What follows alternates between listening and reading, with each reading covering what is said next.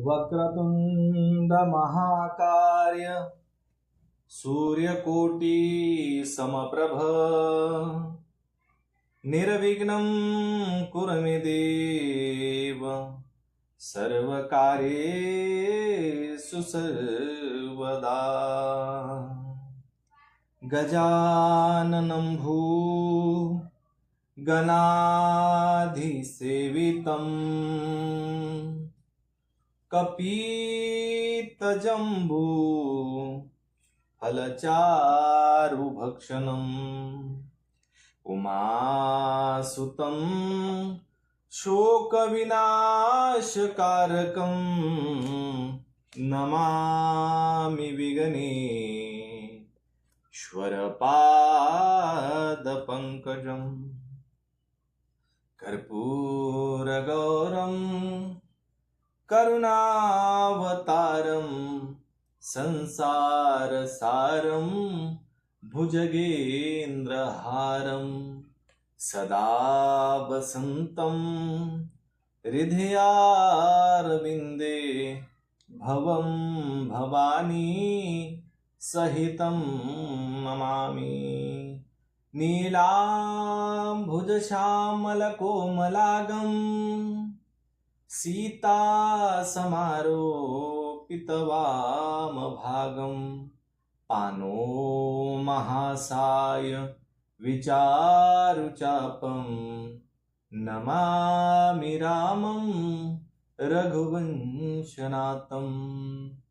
मनोजं मारुततुल्यवेगं जितेन्द्रियं बुद्धिमता वरिष्ठं वातात्मजं वानरयूथमुख्यं श्रीरामदूतं शरणं प्रपद्ये। नीलाञ्जनं सम्भासितं रविपुत्रं यमाग्रजं छायामार्तण्डसम्भूदितं तं नमामि शनीचेश्वरं। ब्रह्मा मुरारी त्रिपुरान्तकारी भानुशशी भूमिसुतो बुधश्च गुरु च शुक्र शनि राहु केतवः सर्वे कुर्वन्ति मम सुप्रभातं।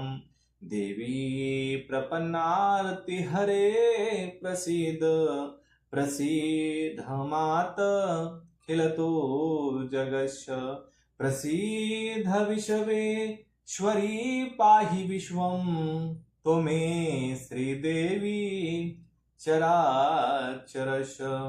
गुरुर्ब्रह्मा गुरुर्विष्णु गुरुर्देवो महेश्वरा गुरुर्साक्षात् परब्रह्म तस्मै श्री गुरवे नमः। सर्वे भवन्तु सुखिनः सर्वे सन्तु निरामया सर्वे भद्राणि पश्यन्ति मा कश्चित् दुःखभाग् भूयात्। ओम शांति शांति शांति। श्री कृष्ण गोविंद हरे मुरारे हे नाथ नारायण वासुदेव। श्री कृष्ण गोविंद हरे मुरारे हे नाथ नारायण वासुदेव। हे नाथ नारायण वासुदेव। हे नाथ नारायण वासुदेव। हे नाथ नारायण वासुदेव। पिछले भाग में हमने हिरण्यकश्यपु और हिरण्याक्ष का जन्म तथा हिरण्याक्ष की दिग्विजय यह कथा अपने हरि उद्योग के सेवन के इस चैनल के माध्यम से सुना।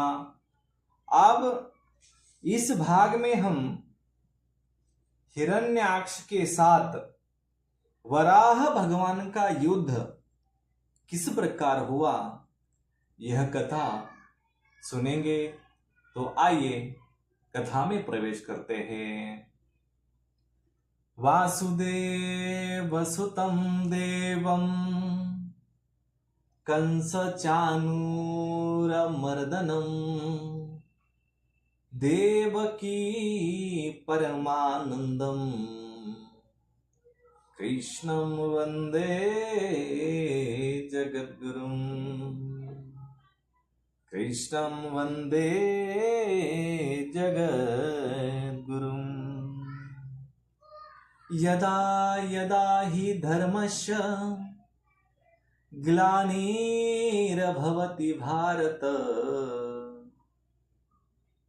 अभ्युत्थानं धर्मस्य तदात्मानं सृजाम्यहम्।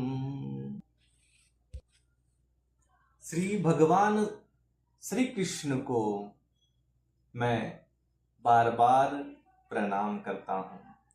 श्री गणेशाय नमः, श्री सरस्वती नमः, श्री सांब सदाशिवाय नमः। ओम परमात्मने नमः।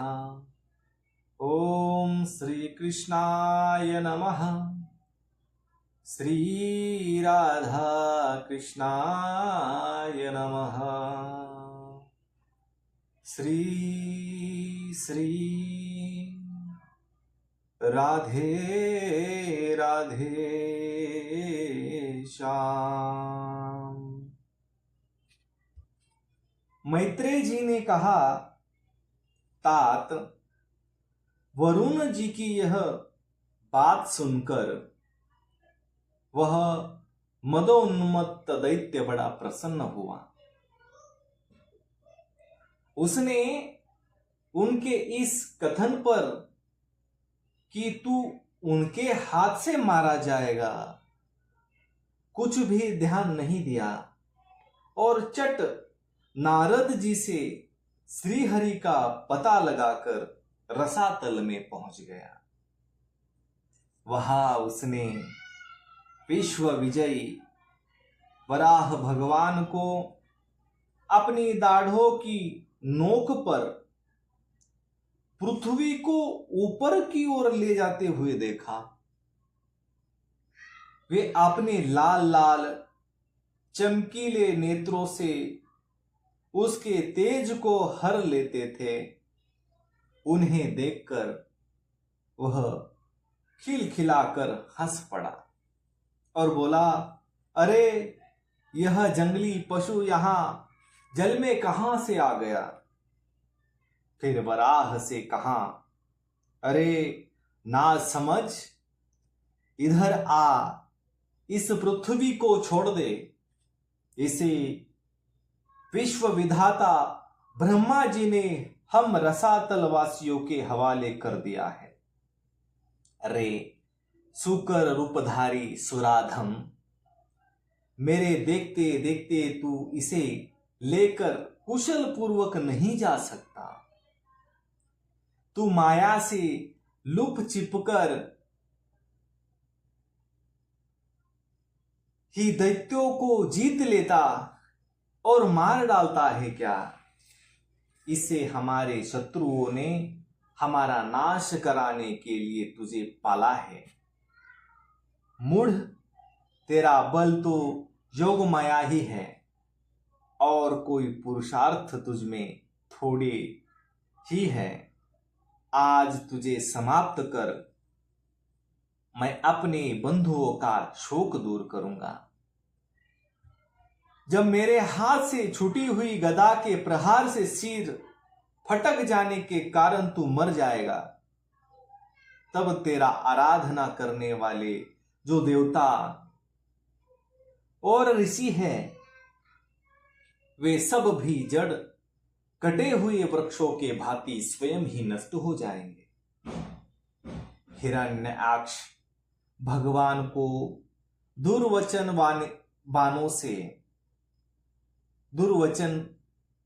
बाणों से छेदे जा रहा था, परंतु उन्होंने दांतों की नोक पर स्थित पृथ्वी को भयभीत देखकर वह चोट सह ली तथा जल से उसी प्रकार बाहर निकल आए। तब ग्राह जैसे गज का पीछा करता है, उसी प्रकार पीले केश और तीखी दाढ़ों वाले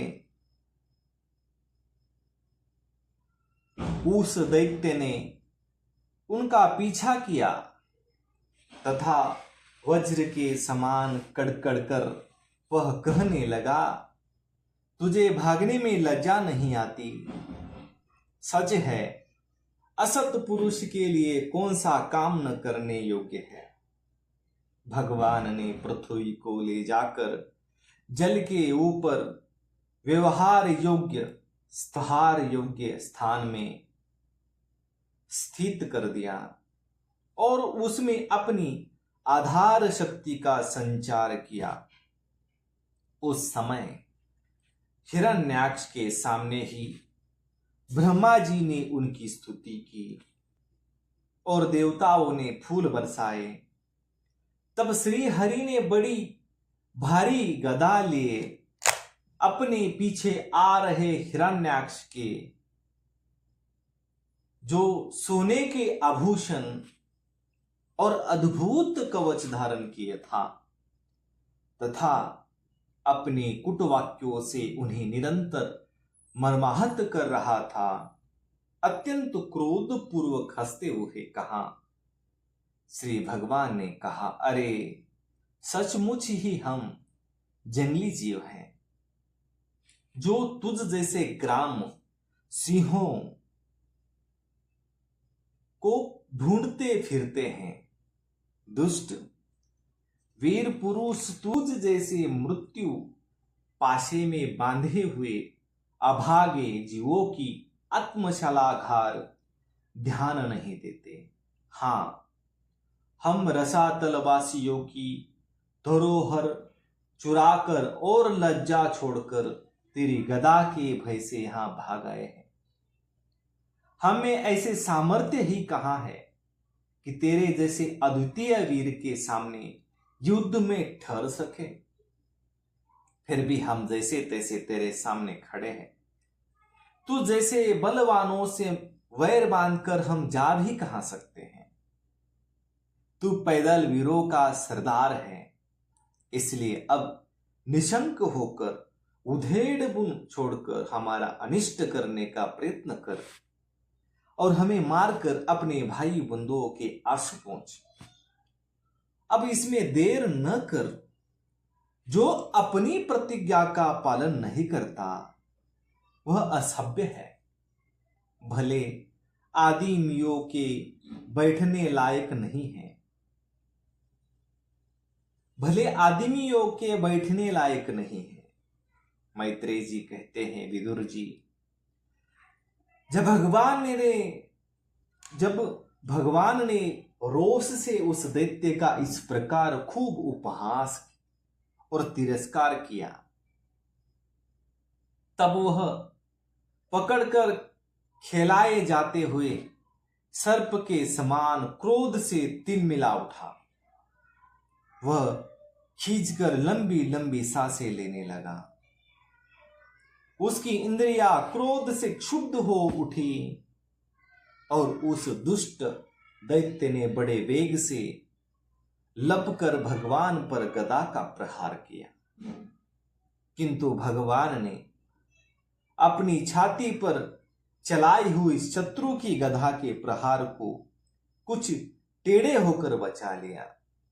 ठीक वैसे ही जैसे योग सिद्ध पुरुष मृत्यु के आक्रमण से अपने को बचा लेता है, फिर जब वह क्रोध से होठ चबाता अपनी गदा लेकर बार बार घूमने लगा। तब श्रीहरि कुपित होकर बड़े वेग से उसकी ओर झपटे। सौम्य स्वभाव विदुर जी, तब प्रभु ने शत्रु की दाई बहाव पर गदा की चोट की, किंतु गदा युद्ध में कुशल हिरण्याक्ष ने उसे बीच में ही अपनी गदा पर ले लिया। इस प्रकार श्रीहरि और हिरण्याक्ष एक दूसरे को जीतने की इच्छा से अत्यंत क्रुद्ध होकर आपस में अपनी भारी गदाओं से प्रहार करने लगे।